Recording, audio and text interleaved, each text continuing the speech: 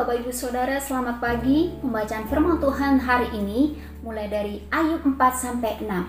Dalam pasal ini menceritakan bagaimana teman-teman Ayub mulai berbicara dan menasihatin Ayub. Sebelumnya mereka bersimpati dan menaruh empati kepada Ayub. Mereka hanya duduk bersama-sama dengan Ayub 7 hari 7 malam. Seorang pun tidak mengucapkan sepatah kata pun kepadanya, karena mereka melihat begitu berat dan dalam penderitaan Ayub. Tetapi suasana kitab Ayub berubah mulai pasal 4 sampai menjelang akhir kitab ini. Yang akan kita baca dan renungkan bukan lagi kisah hidup penderitaan Ayub, tetapi percakapan antara teman-teman Ayub dan Ayub.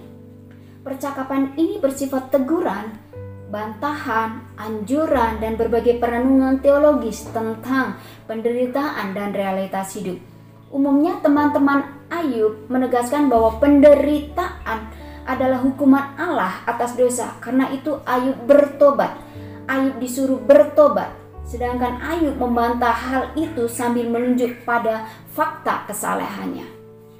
Ayub 4 ayat 1 berkata, "Maka berbicaralah Elifas orang Teman." Saudara, tampaknya Elifas sebagai orang tertua dari para sahabat sehingga dia dianggap paling berhikmat. Elifas memperoleh kehormatan untuk berbicara dahulu di dalam setiap rangkaian perdebatan.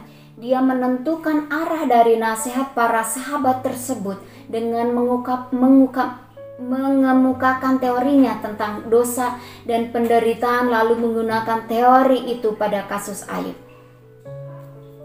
Pandangan Elifas ialah bahwa kebenaran selalu menghasilkan kemakmuran, sedangkan kejahatan mendatangkan malapetaka, bahwa ada hubungan langsung antara dosa dan penderitaan.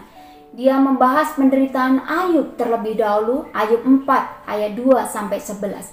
Sesudah itu ia membahas ketidaksabarannya, Ayub 4 ayat 12 sampai Ayub 5 ayat 7, dan akhirnya ia menasihatin Ayub untuk bertobat, Ayub 5 ayat 8-27. Saudara, mari kita mencoba merenungkan untuk tepatnya posisi kita pada Ayub yang sedang duduk di tengah abu karena penyakit dan bersedih karena penderitaan, lalu mendengar komentar sahabat yang tidak membangun,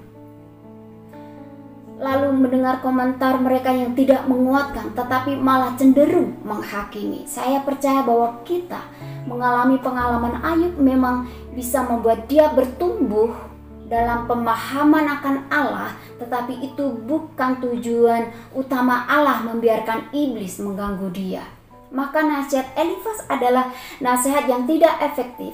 Perkataan yang mungkin ia anggap baik sesungguhnya malah bisa menyakitin hati Ayub. Saudara yang terkasih, apa yang bisa kita ambil pelajaran dari Elifas? Yang pertama yaitu tidak menghakimi orang lain dalam hubungannya dengan Tuhan, terutama dalam masalah yang mereka hadapi.